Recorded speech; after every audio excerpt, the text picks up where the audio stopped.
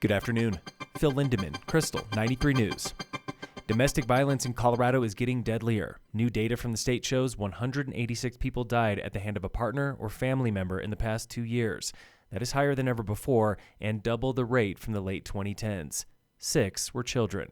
Here's victims advocate Joanna Rosa Saenz, founder of a school-based curriculum for children of abuse. Instead of putting another Band-Aid on another Band-Aid, that's what I did through my 7 years of marriage, just Band-Aid after Band-Aid after Band-Aid. But really taking them all off and getting down to the root cause is where true change can be made. In Summit, 15% of all local crime involves domestic violence. It is the third leading cause of arrest this year and the first for violent crime.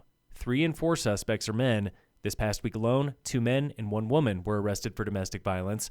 1 man is charged with rape. There have been no fatalities from domestic violence in Summit this year.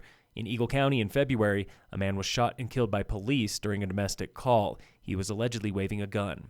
October is Domestic Violence Awareness Month. If you or someone you know is suffering, contact Summit Advocates at summitadvocates.org. In Frisco tomorrow are CDOT engineers reviewing upgrades to the second busiest interchange in Summit, Exit 203. The safety, mobility, and operation issues that we've all seen at Exit 203. That was engineer Scott Harris. Fixing those issues comes with all of this. Improve the westbound off-ramp storage capacity and replace the roundabout at the ramp terminal with a signal, and then widen the bridge over I-70 to allow 2 lanes in each direction and a pedestrian walkway. And then we're looking at improving the Lusher Court Dillon Dam Road intersection as well, which would include a new frontage road. Exit 203 has been on CDOT's wish list since 2011, on the funding schedule since 2020. The CDOT open house is tomorrow, 5 p.m. at the Frisco Day Lodge at the Adventure Park. All are welcome. And in case you're wondering, the busiest interchange in Summit, Exit 205 in Silverthorne. CDOT is earmarking money for a whole lot of local projects. First is $5 million for a study that might bring back an old railroad connecting Denver to Steamboat Springs and then to Craig. Then there's $8 million in federal funding for avalanche mitigation, like GazX guns, $7 million for rockfall mitigation, and a whopping $65 million for culverts blown out by flooding in 2021. Summit County commissioners today paved the way for 15 affordable tiny homes in Bill's Ranch on the edge of Frisco. These homes are modeled after the county's accessory dwelling unit plans. None are larger than 950 square feet. They are the same plans that homeowners can use to build ADUs on their own property. Communication is a buzzword in this year's Summit School Board election.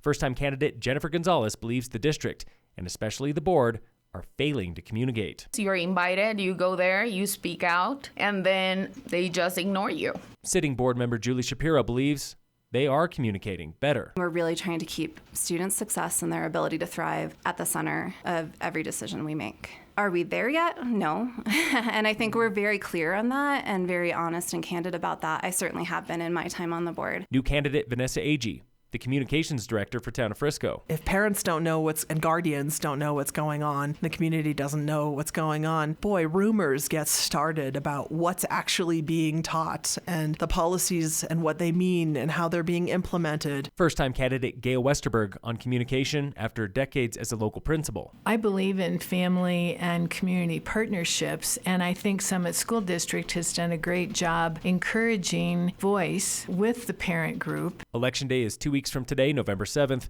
8 candidates are running to fill 4 seats. Today, we are in the classroom with Mrs. Katy Irvin. I believe that all kids are naturally creative, and it's a great way for them to get that visual language, express themselves, and just practice making things. Mrs. Katy teaches art at Silverthorne Elementary School. I think that all people want to create. I think it's part of who we are as humans. She has been at Silverthorne L for 3 years now, after nearly 2 decades teaching on the Front Range. She teaches students in every grade from every class.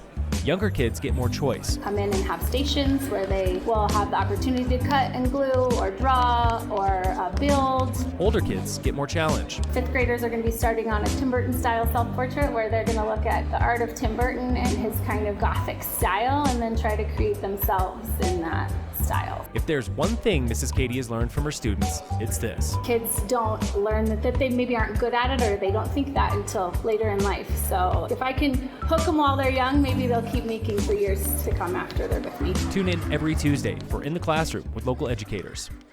Local fire danger remains low today, still with no fire restrictions. In sports, the Nuggets are back as defending NBA champs for opening night tonight with the Lakers, 5:30 on TNT. The Avalanche play the Islanders at 6. Phil Lindemann, Krystal, 93 News.